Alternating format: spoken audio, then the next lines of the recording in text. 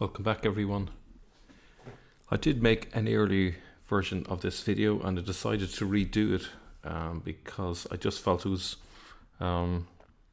was just repeating the quotes from Parvana's book, and I wanted to go a little bit deeper, so I had a think about it and looked a little bit deeper. So this is really the second version of this video that I plan to do. Zainuddin says, what is the issue with the green dome that so many masjids have, and the masjid of the Prophet ﷺ in Medina has it, and the concept that some groups wear green turbans and green shawls or whatever piece of cloth that is green that they always carry with them, and they say that the Prophet ﷺ used to love the color green. First of all, to say and claim that the Prophet used to love the color green, I don't believe that this is authentic. Did the Prophet wear green? Yes, and he wore black and he wore white. And from all the colors, he praised the color white the most. And he said, shroud your deceased with white and wear it when you're alive. So he recommended us to wear white because this is the best of colors. To claim that he loved green more than anything else, this is not true. The domes built on masjids are an innovation. They're not related to Islam. Having them in green is also not related to Islam. You can have them in any color you want, but don't relate that to Islam. Don't say that it's green because Islam says so. No, Islam has nothing to do with that, and Allah Azza wa Jal knows best. So, the title is Mihr, the Circle of Justice, and the color green. Now, in the video that I've just shown you, you can see that he's quite worked up about the fact that some Muslims are associating Muhammad with green, and he's insisting, no, Muhammad was all into white. And why are these colors so potent? What's the issue? I'm going to suggest that maybe there's a long history behind this that's a bit uncomfortable maybe for those in the know, and that there's an Iranian connection with these colors that we're going to explore today. And of course, it was in Iranian lands that many of the hadiths were written. So this may not be entirely speculation. There's a certain amount of speculation here, but judge for yourself whether you think there's some substance to this. So, first of all, we're going to start with the circle of justice. What is that? Circle of justice is if the very foundation of the state and the defense of the realm were dependent on the prosperity of the kingdom, which itself could have been achieved only through equitable taxation, and the justice meted out to the peasantry, then any injustices inflicted upon the peasantry, in theory at least, give cause for rebellion and rob the monarchy of the very basis of its legitimacy. This is obviously from Parvana Pur Shariati.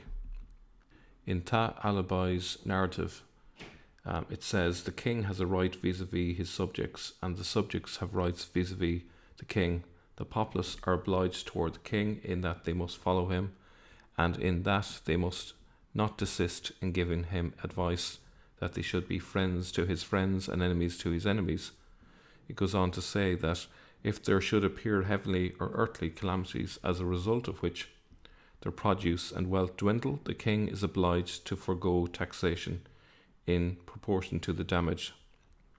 So in Iranian thought, the idea was that the king and his subjects have an agreement called the Circle of Justice, where the king basically looks after the subjects, and the subjects in return are loyal to him or her, if it's a queen.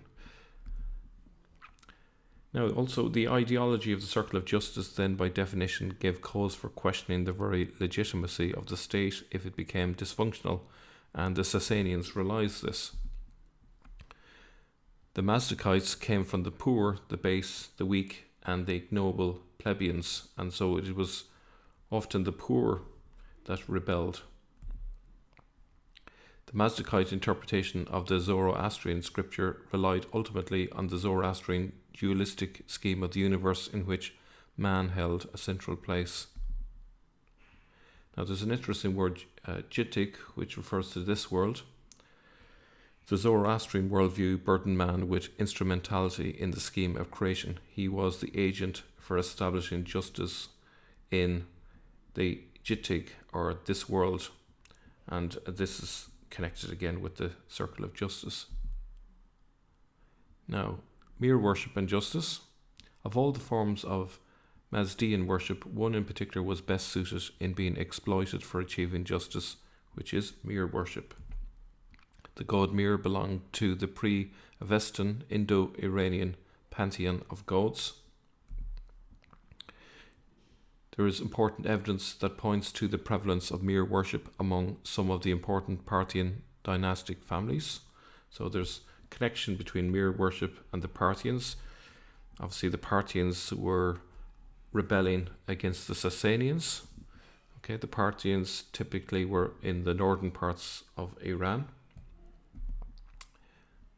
Amongst these Pahlav families, Pahlav being another word for Parthian, amongst these Pahlav families, the god Mihr was bestowed with such primacy that the nature of Mihr worship espoused by some of the Parthian families of the quarter of the north and the east could not have been the same as that practiced by Mazdian Orthodox population. We may be seeing the origin of the description of the Parthian and Sasanian wars as apostasy wars, but they didn't happen in Arabia but in Iran. So this conflict between Mihr worship and the more orthodox Zoroastrianism may be the origin of that story of the apostasy wars, which was supposed to have occurred prior to the conquest of Iraq that we looked at recently. Mihr worship had come to be associated with the three functions of Iranian society: the monarchy, the army, and the peasantry. Mihr, or Mitra, was the god of covenants and pacts. Mitra was a pact or covenant entered into by two parties, two persons or tribes or peoples. The other was Varuna, apparently an oath taken by a single person. And the idea that they had in Mithraism is that these oaths or pacts were legalized utterance, which were seen as imbued with spirits, and those spirits would come to revenge those who broke those oaths. As far as Mihr as a god of contracts was concerned, there was only one thing sacred about contracts: their inviolability. Mitra's only concern is that fair or foul contracts must be kept. Because Mitra oversaw a pact entered into by two clans or tribes, if one party would break the covenant, the aggrieved party would then have recourse to Mithra, who, coming to their aid, undertook to set things right by siding with the aggrieved and punishing the covenant breakers. The genesis of the concept of him, Mithra, as war god, fighting always on the side of the just, is an important idea there connected with this. And it is attested for this many-sided divinity in his Avestan Yast, which is the scripture that was used by the Mihr worshippers. On the eschatological level of the individual soul, when he presides over the Sinvat Bridge tribunal midway between heaven and hell, compulsory passage of the soul of the faithful departed. So I'm taking that a little bit out of context there, but you will recognize that that this is found in Islam as well. So the concept of the Sinvat Bridge has entered Islam via the hadiths, which are of course written mostly in Iran.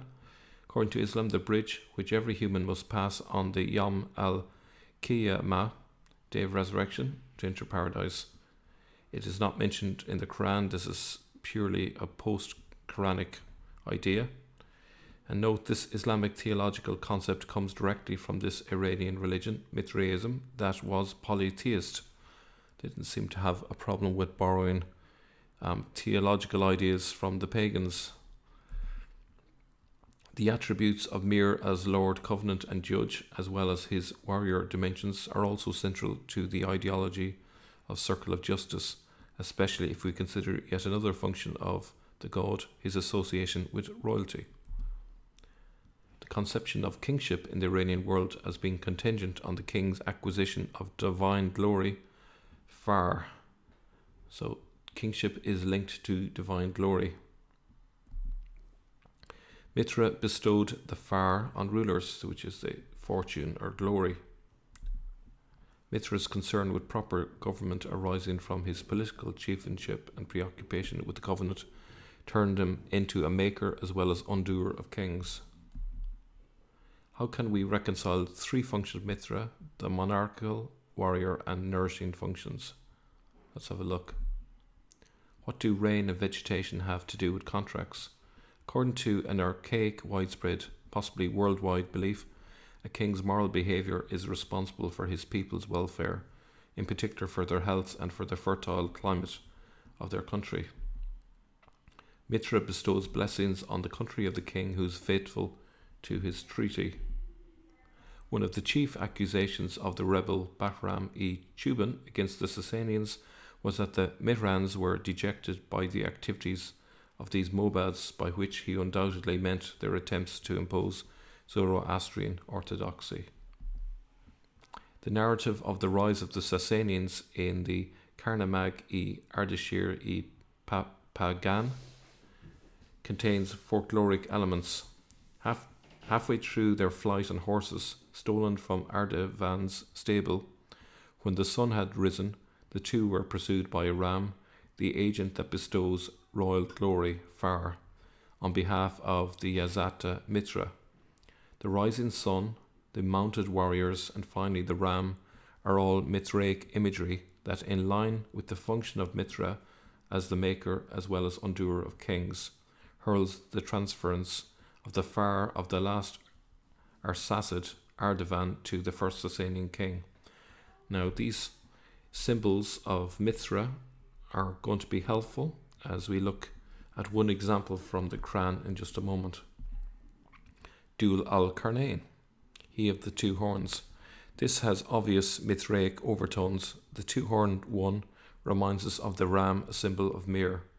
Now, whether this is merely a coincidence because of the similarity between the gods among the ancient civilizations was hard to say, but there's a lot of key ideas in this story as told in the Aramaic version that's borrowed in the Quran.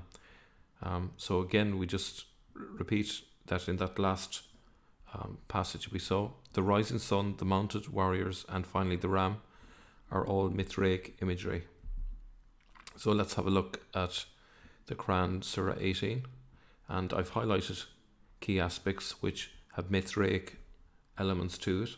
We have Dul al-Qarnayn, which means the two-horned one.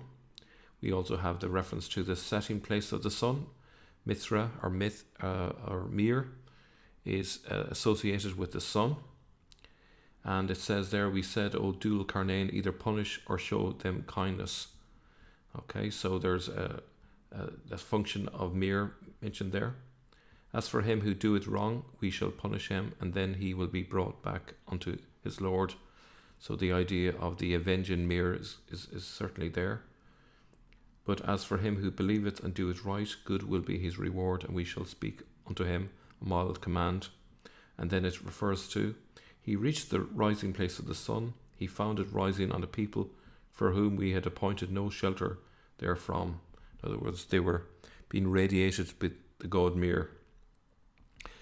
Now, so this was written in Aramaic originally. It's possible that this was co-opted and given meaning, particularly when there were Iranians involved in Islam, and they could have projected an Iranian understanding to all of this. It's a bit of conjecture. Give your thoughts in the comment section below. Let's go a little bit deeper. So in the Hawadeh Namag tradition, which is another Iranian source, it's likewise infused with Mithraic concept, the sun as bestower of kingly power, the idea of contract between the king and his flock, the circle of justice, and the concept of Dado Mihr, justice, and Mihr are recurrent motifs in the Shahnameh. Okay. We should also point out that the Karens, these famous Iranians dressed in green, also worship Mihr. And Parvana gives us some evidence for that. She says a strong Mithraic current is also evident among the Karens, whose home territories had come to be in the quarter of the east, in Tabaristan, and parts of inner Khorasan, near the Burzan Mihr fire. And when we look a little bit later at where the Hadith writers were, this starts to make sense. Our first evidence to this effect is again Theophoric. Of the 6 known progenies of the Taurine Karanid Sukra, 3 bear Mithraic names: Zar Mihr, Dad Mihr, and Mihr. And then there's a reference here, according to the Tariq-i-Tabaristan, in one of Khosrow I's battles against the Turkish Khan, unexpectedly an army of about 2,000 to 3,000 emerged. It's not clear whence, all clad in green attire, so much so that all except their eyes and that of their horses were covered in green.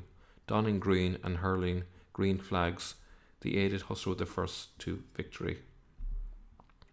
As a god who represents the 3 functions of royalty, warrior caste, and peasantry, Mihr also carries the 3 colours of white, red, and green, representing each function respectively.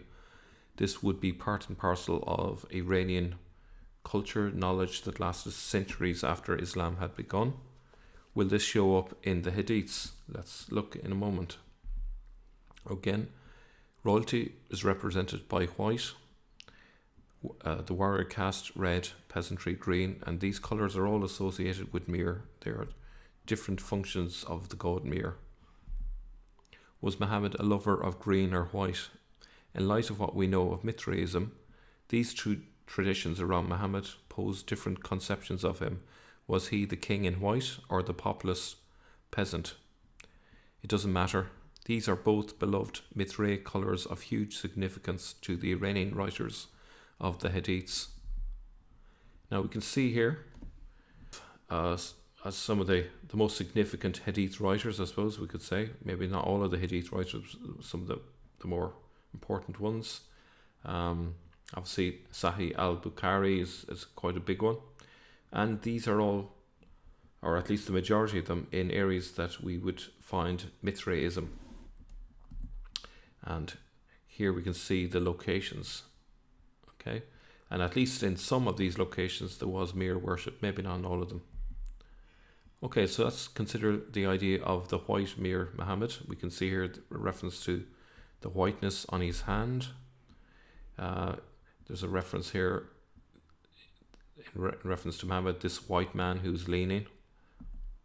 We have here a reference to, I've granted the 2 treasures, the red and the white. Okay, and of course the reminder, white represents royalty, red represents warrior caste in Mithraism. Then we have a strange reference to the whiteness of Muhammad's armpits. To an Iranian, that would indicate that he is a reflection of the god Mihr. So this is why it's significant. Truly he, Muhammad, did see of the signs of his Lord the greatest. The Prophet saw a green screen covering the horizon, which to a Mihr worshipper would mean that the god Mihr was there. So Mihr is associated with the sun, which of course is found on the horizon, and also associated with the colour green. We have another reference here to a green carpet spread over all the horizon of the sky, so it's a variation of the previous hadith. And then it says here, when Allah's apostle died, he was covered with a hibra bird, a green square decorated garment. And another one, I saw the messenger of Allah wearing 2 green burud. I went with my father to the Prophet and saw 2 green garments over him. And then there's a reference here to the souls of the martyrs are in green birds suspended from the fruit of paradise or the trees of paradise. And we also have here a reference to Dajjal, and he will fool people by being dressed in green. I wonder why. Because green is the color of Mihr, and so therefore he's fooling the Iranians by being dressed in green. That's the way it would be viewed by the Iranians. Dajjal, the Antichrist, will be followed by 70,000 Jews of Isfahan, which is in Iran, and will be dressed in robes of green coloured satin. And here the Prophet is taking on the role of Mihr, the avenger of oath breakers. The Prophet said, "One should not take a false oath at this pulpit of mine, even on a green toothpick, or green toothstick. Otherwise he will make his abode in hell, or hell will be certain for him." So even the color green, if you're even if you're standing on a green toothstick, which is a symbol of Mihr, that won't help you if you take a false oath. So it's very, very much from an Iranian point of view, the connotation of Muhammad being presented as the incarnation of the god Mihr. At least that's how I take it. What do you think? Considering where the hadiths were written, it would not be beyond the bounds of possibility that Mithraism coloured the telling of these hadiths.